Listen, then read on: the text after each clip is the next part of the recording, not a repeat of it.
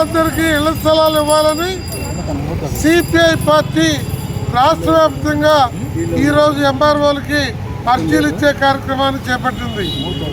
ఈ కార్యక్రమంలో ప్రముఖ న్యాయవాది సిహెచ్ ప్రతాప్ గారు, సిపిఐ జిల్లా సహాయ కార్యదర్శి కాసా రాంబాబు గారు, అలాగే పట్టణ కార్యదర్శి వెంకట గారు తదితర పెద్దలందరూ కూడా పాల్గొంటున్నారు.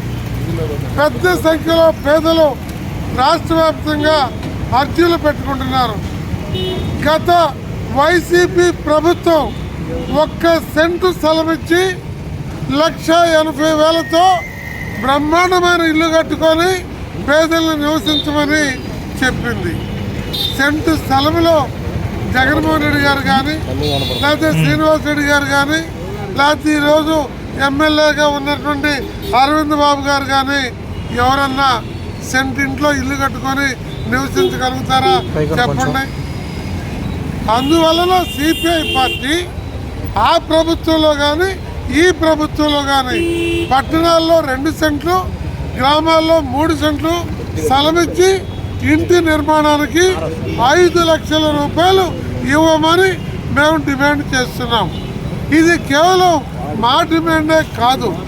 గత ఎన్నికల ముందు ప్రతిపక్ష నాయకునిగా ఉన్న నేటి ముఖ్యమంత్రి నారా చంద్రబాబు నాయుడు గారు మేము అధికారంలోకి వస్తే పట్టణంలో 2 సెంట్లు ఇస్తాము, పల్లెల్లో 3 సెంట్లు ఇస్తామన్నారు.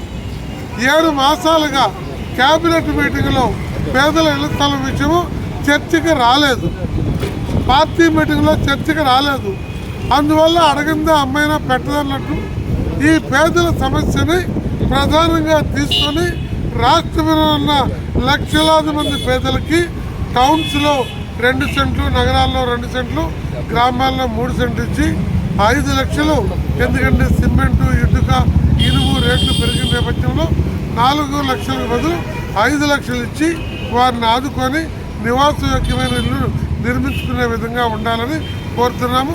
అలా ప్రభుత్వం అంగీకరించకపోతే 6 మాసాల తర్వాత ఇళ్ల స్థలాల పక్కా ఇళ్ల సాధన కమిటీ పేరుతో పేదలందరితో తీవ్రమైన ఉద్యమాలకి సమాయత్తమవుతామని ముఖ్యమంత్రి గారు